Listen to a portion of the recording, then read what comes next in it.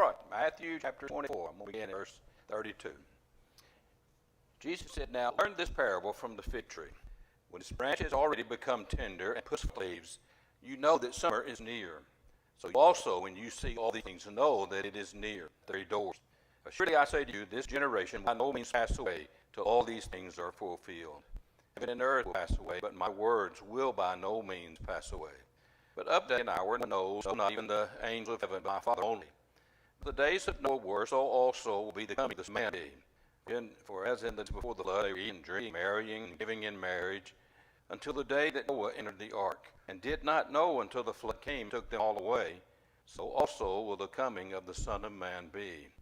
Then two men will be left. Two will be grinding the meal, one will be taken, and the other left. Watch therefore, for you do not know what hour your Lord is coming.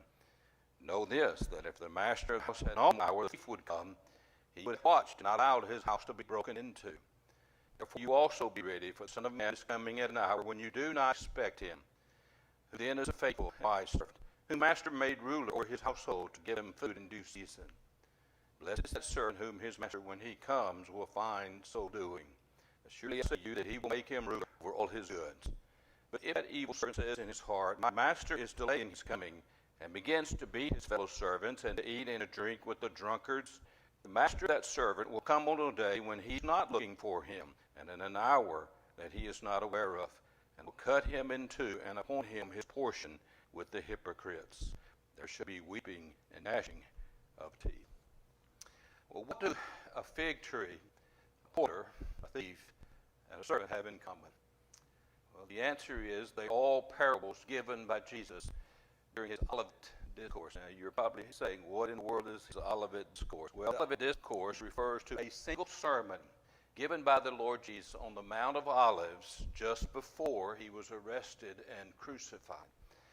If you've been with us, you know the Lord had already spoken a number of parables denouncing the scribes and the Pharisees in the courtyard of the temple. But leaving the temple, they went out and they sat down on the Mount of Olives. But as they were leaving, the disciples called the Lord's attention to the beauty of the temple. Back in chapter 24, 3 verses. Then Jesus went out and departed from the temple, and his disciples came up to show him the buildings of the temple. And Jesus said to them, "Do you not see all these things? Surely I say to you, not one stone shall be left here upon another, that shall not be thrown down." And now as he sat on the Mount of Olives, the disciples came to him privately, saying, "Tell us, when will these things be? What will be the sign of your coming and of the end of the age?" You see, they actually wanted to know three things.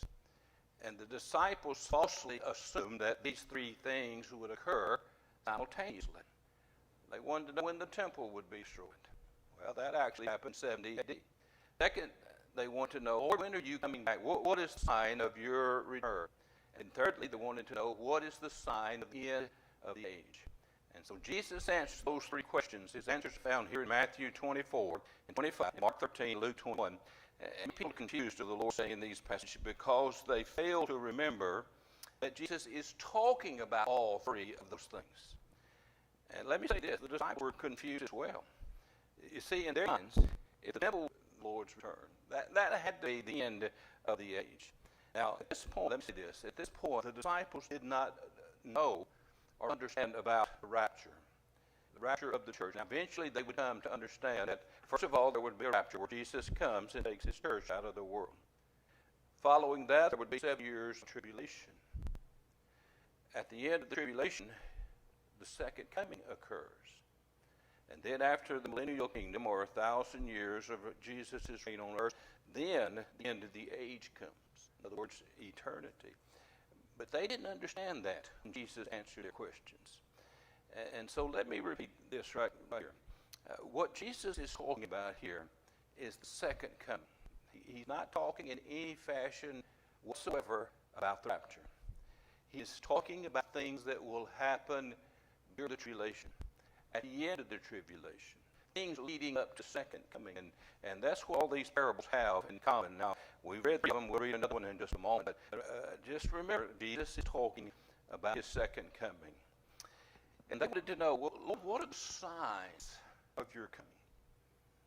And Jesus, in answering that question, tells to the disciples Before he returns, there's going to be this period of tribulation. He's talked about that. And this period of time is going to last 7 years. But listen, Jesus does not talk about the rapture right here. It's important to remember that. But anyway, Jesus says, for example, here's the things that he says here in Matthew 24 and 25. He says, number one, the gospel will be preached in all the world. He says the abomination of desolation will take place. That's when the Antichrist sets himself up as God in the temple. He also says many natural calamities will take place. In fact, verses 29 and 30 says this: immediately after the tribulation of those days, the sun will be darkened, the moon will not give its light, the stars will fall from heaven, and the powers of the heavens will be shaken. Then the sign of the Son of Man will appear in heaven, and all the tribes of the earth will mourn, and they will see the Son of Man coming on the clouds of heaven with power and great glory. And so Jesus has said, listen, all of these signs, many of them, will point to my return. They will signal my coming is near. However, he goes on to say that even though they will know it's near, no one idea that he's about to come, is coming. But they will not know the exact hour. And so it's important because these parables are to illustrate these two things. Number one, the parable of the fig tree shows that men will know it's close. The parables of the porter and the thief illustrate, even though it's close, they still don't know the exact day and hour. And the parable of faithful servant illustrates the need to what? And so let's just go through these parables very quickly, beginning with the parable of the fig tree. Now, you may have heard this, I don't know. But many preachers and many scholars believe that the fig tree actually applies to the rebirth of the nation of Israel in 1948, but that's not true. Actually, the parable is not that complicated. In Palestine was covered with fig trees. They were grown commercially, but almost every home had a garden with a fig tree. And even a child could understand this. With the branches, it started putting on new branches that were very tender. And then it started putting on leaves. Everybody could say, you know what, summer is almost here.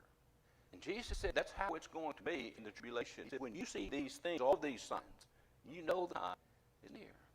Now, some folks get upset with what Jesus says in verse 34. If you look at that, he says, now this generation is not going to pass away before those things happen. Some people believe he's talking about the disciples, but that cannot be. They did pass away.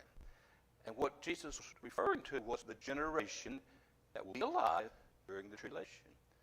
See, after Jesus takes us home, when the tribulation begins, that generation is alive at the time will not end. Many people in that generation will die.